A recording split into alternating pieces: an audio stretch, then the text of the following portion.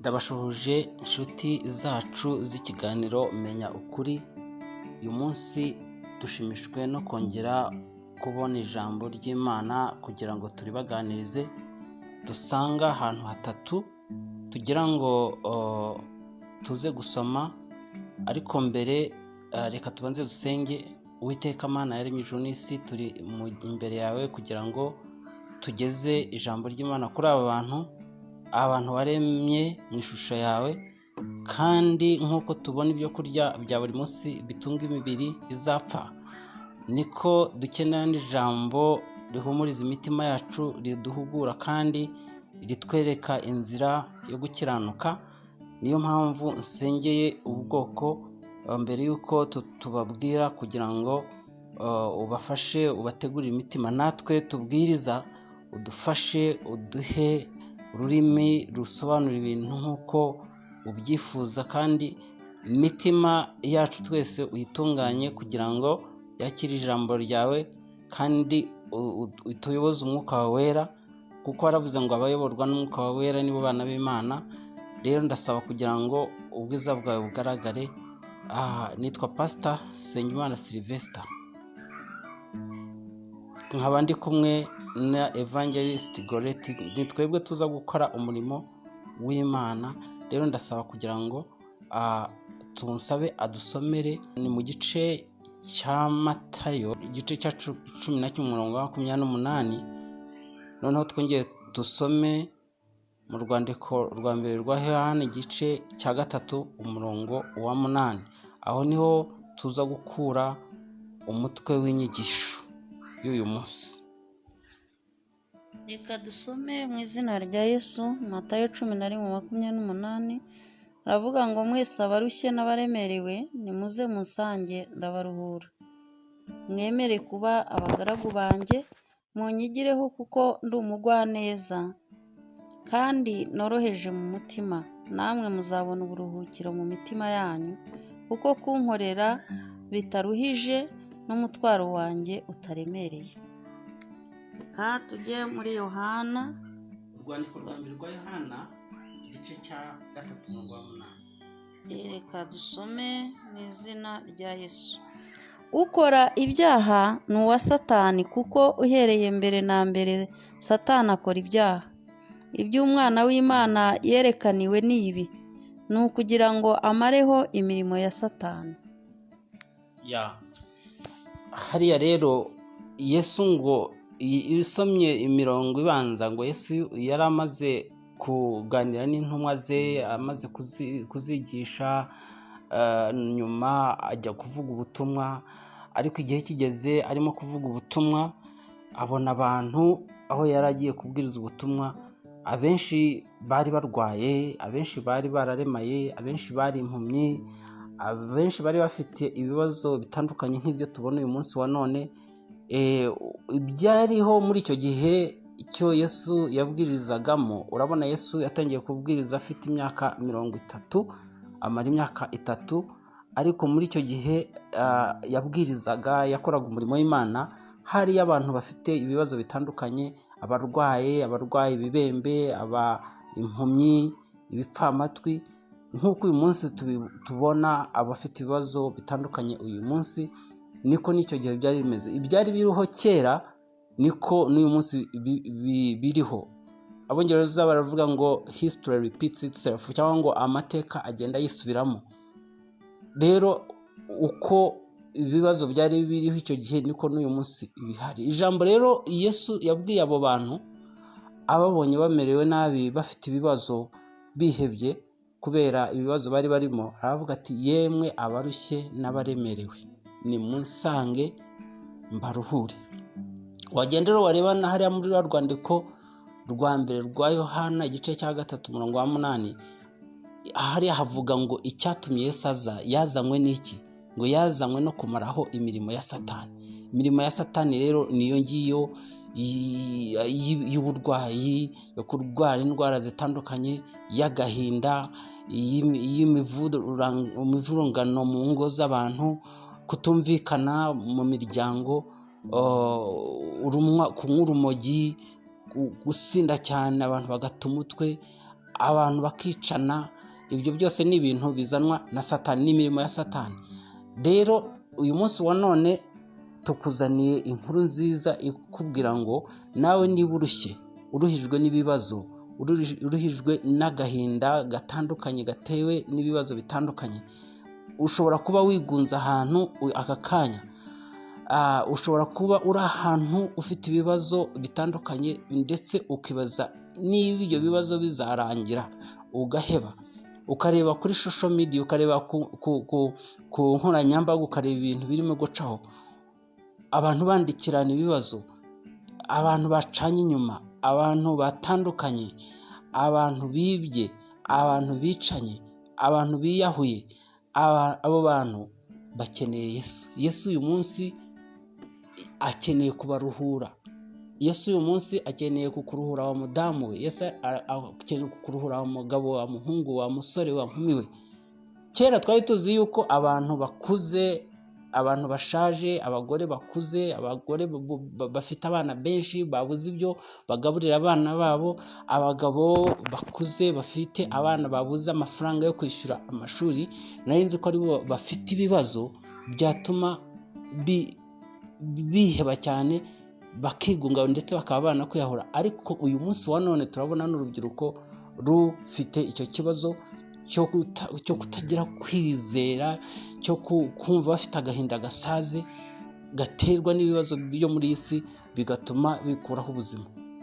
Rero message cyangwa ubutumwa bw'uyu munsi buratubwira ngo ikoreze Yesu imitwaro yawe akuruhure.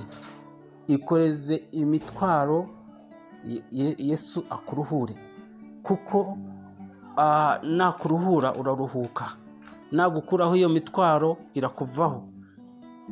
Tujya tubona abantu babikoreye ibintu bibavuna, bikorera ibintu ukabona uriya muntu ashobora guturika agatuza, ibyo bintu ukabona birabavuna. Ariko ibyo bintu bishobora kuba bibavuna, ariko imvune iremera, imvune ivunanye ni ya mvune yo mu mutima, ni ya mvune undi muntu atabona, ni ya mvune ya yindi umuntu arara adasinziriye yibaza icyo kibazo niba kizarangira.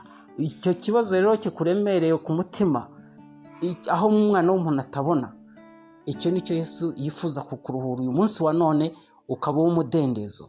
Rero abantu benshi bararuhijwe cyane, bafite ibibazo bitandukanye, bafite agahinda mu mutima. Urebye ibibazo n'agahinda kari mu mitima y'abana b'abantu, ushobora gusanga ari byinshi cyane. Ushobora kubona umuntu agenda mu muhanda yivugisha, akora ibintu bigaragaza ko asa nk'uwasaze, ariko buriya si we. Aba afite intimba mu mutima, abatekereza ibintu byinshi, abatekereza uko azabaho ejo, abatekereza ukuntu ibyo bibazo yabivamo, ariko akabura igisubizo. Igisubizo rero cy'ubuzima kiva mu kwizera Imana, kiva mu kwizera Yesu, kiva mu guhanga Yesu amaso, kuko hariya Yesu ngo yaragendaga akabona abantu bafite ibibazo bitandukanye, akababwira ati yemwe abarushye n'abaremerewe musange ndabaruhura. Nawe uvana amaso ku bibazo bigukikije, uvana amaso ku mafaranga udafite, uvana amaso ku baguhemukiye, uvana amaso ku bantu batagukunda, uvana amaso ku bintu biguhangayikishije. Ngiye gusaba Gorethe atubwire mu buzima bwawe. Hano tuba tubwiriza abantu, ntabwo tubabwiriza ibintu by'amateka, ariko tuba tunababwiriza ibiriho, ibingero mu buzima bwawe. Tuba tugomba no gutanga ubuhamya kugira ngo tuvuge ngo ese mu buzima bwawe hari ikintu kigeze kikubabaza, kikakuremerera umutima, noneho ugasenga. Wamara gusenga, cyangwa se hari abavugabutumwa bakubwirije, ukumva birasa nkaho nawe ukuweho umutwaro ku bitugu byawe, ukumva ubaye umudendezo nyuma y'uko wumva ijambo ry'Imana. Yego, kirahari. Imana yantuye umutwaro nanjye kera ntarakizwa ntaramenya ukuri kw'ijambo ry'Imana ngo kubashe kumbatura, nari ndemerewe n'ibyaha byinshi abantu akora mu buzima bitandukanye, ariko numvise ubutumwa bwiza, bambwirije ubutumwa, mfata icyemezo, ndahindukira, mva mu byaha, ndakizwa, menya ukuri kubasha kumbatura. Nanjye ubu uyu munsi mfite umudendezo kubera ko numvise ijambo ry'Imana rikabasha kumbatura. Ijambo ry'Imana rero niryo ribohora umuntu akabasha kuva mu byaha bye. Nta nubwo ari ibyaha gusa, hari n'igihe nari ndemerewe n'uburwayi, nigeze mbaha ubuhamya ko Imana yankijije umwingo. Icyo gihe nari mfite kuremererwa k'uburwayi, ndetse ntabwo nari nzi ko Imana yabasha kunkiza uwo mwingo, dore ko nabonaga ko iyo umwingo ukira ari uko bawubaze. Ariko jyewe numvaga ntifuza kubagwa, numvaga ntifuza icyuma cyankoraho, mbisaba Imana. Nsaba Imana ndavuga nti Mana ushobora byose, birashoboka ko wankiza uyu mwingo batambaza. Icyo gitangaza rero Imana yarakinkoreye, impa icyo umutima wanjye wifuzaga, inkiza umwingo nta cyuma kinkozeho. Yaranduhuye rero ndayishima. Imana iguha umugisha. Nanjye nigeze kumara igihe kirekire ntazi igihugu cy'u Rwanda, tuba mu mahanga, turi impunzi. Kuba wavuga ikinyarwanda ukagira ngo wakoze icyaha, ukumva mbese uri umuntu uhora wisuzugura, ufite komplexi, waba uri mu ishuri ugahora utekereza uti abantu barabona ko ndi umunyarwanda, ndetse ukumva kwitwa umunyarwanda ari icyaha. Nkahora numva ndemerewe. Rero habayeho igihe kiragera dusubira mu Rwanda, abantu bongera bagira ubwenegihugu, tugira igihugu. Uyu munsi umuntu afite umudendezo. Uyu munsi niyo mpamvu umuntu avuga ubutumwa mu kinyarwanda. Kera ntabwo washoboraga kuvuga ikinyarwanda mu bihugu by'amahanga, ariko uyu munsi Imana ihabwa icyubahiro, natwe twarabohowe. Ubu ngubu umuntu afite umudendezo kuko afite ubwenegihugu. Haleluya. Icyo kintu rero cyari umutwaro kuri njye, ariko uyu munsi ushobora kuba udafite ikibazo nk'icyo nari mfite, cyangwa ikibazo gitandukanye n'icyo Evangelist Gorethe yari afite. We ngo yari arwaye umwingo, nanjye nahoranaga iryo pfunwe. Yego, nanjye nari mfite ibyaha ntarakizwa, nari mfite ingeso mbi zari zindemeye. Ariko uyu munsi wa none wowe ushobora kuba ufite ibitandukanye, ushobora kuba ufite agahinda ko mu mutima, ushobora kuba waranzwe, ushobora kuba umuryango wawe ugiye gusenyuka, ushobora kuba ufite abana bakunaniye, ushobora kuba ufite umugabo wakunaniye n'umugore wakunaniye, ushobora kuba ufite ikibazo gikomeye cyane cyo kuba utazi ejo hawe hazaza, ndetse ukaba wumva wafata n'icyemezo cyo kwiyahura, nk'uko tujya tubona ingero nyinshi z'abantu biyahura. Burya umuntu ajya gufata icyemezo cyo kwiyahura, byagenze gute Gorethe? Umuntu ufata icyemezo cyo kwivutsa ubuzima bwe nta byiringiro aba afite. Nta byiringiro aba afite, aba yari yishingikirije ku bindi bitari Imana. Bya bindi rero yari yizereyemo, yabonye bidashobotse ahitamo kwivutsa ubuzima. Ariko umuntu ufite ibyiringiro bishingiye mu Mana ntashobora gukora icyo cyaha, ntashobora kwiyahura, kuko aba afite ibyiringiro mu Mana, yumva ko ubuzima bwe buri mu Mana, Imana ariyo imuha kubaho. Rero igisubizo cy'ibyo rero ni ukwizera Imana. Ni ukwizera Imana, ngo mwizere Imana nanjye munyizere, niko Yesu yavugaga. Ahandi hakavuga ngo ntimukiganyire, ngo mutekereze ngo ejo tuzabaho dute. Ngo se biri muri Matayo igice cya 6, ngo ntimukiganyire. Kwiganyira nicyo gituma abantu baremererwa. Uyu munsi rero Imana irakubwira ngo wikwiganyira, kuko ubuzima bwawe buri mu biganza by'Uwiteka. Ejo hawe hazaza hari mu biganza by'Uwiteka.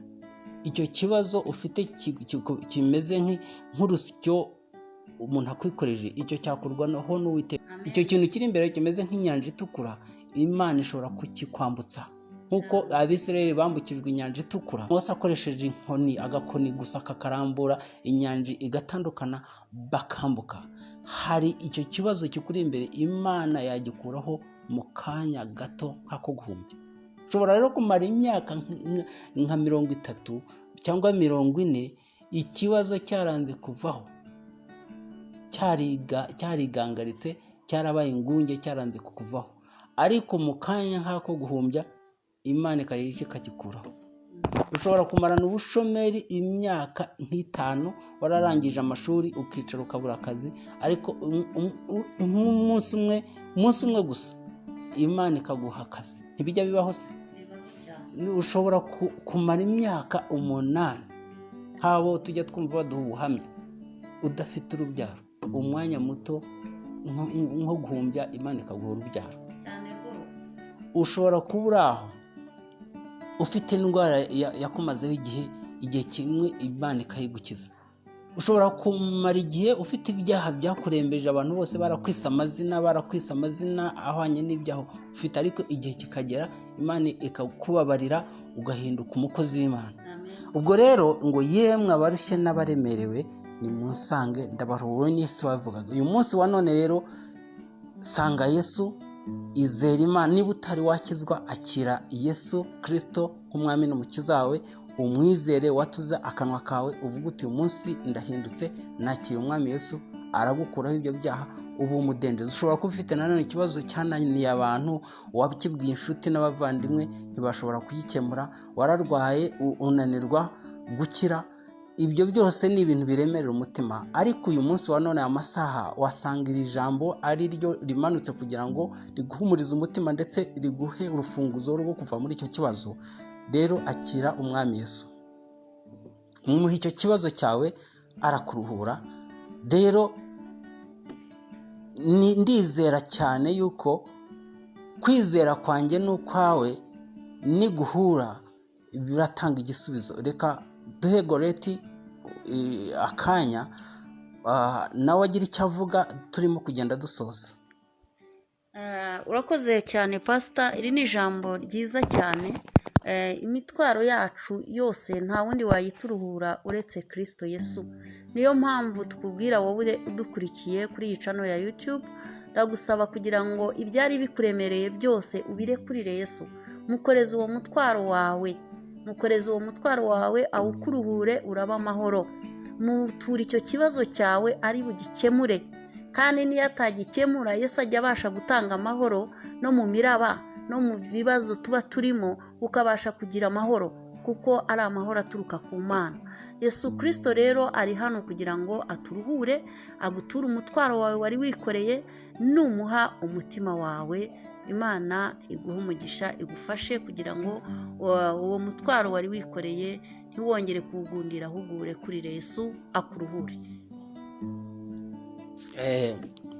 Rero turashoje kandi Imana yabanye natwe, ariko utarasoza kumva ubu butumwa, gerageza ukore subscribe utari wabikora, kugira ngo dusangize ubutumwa abandi.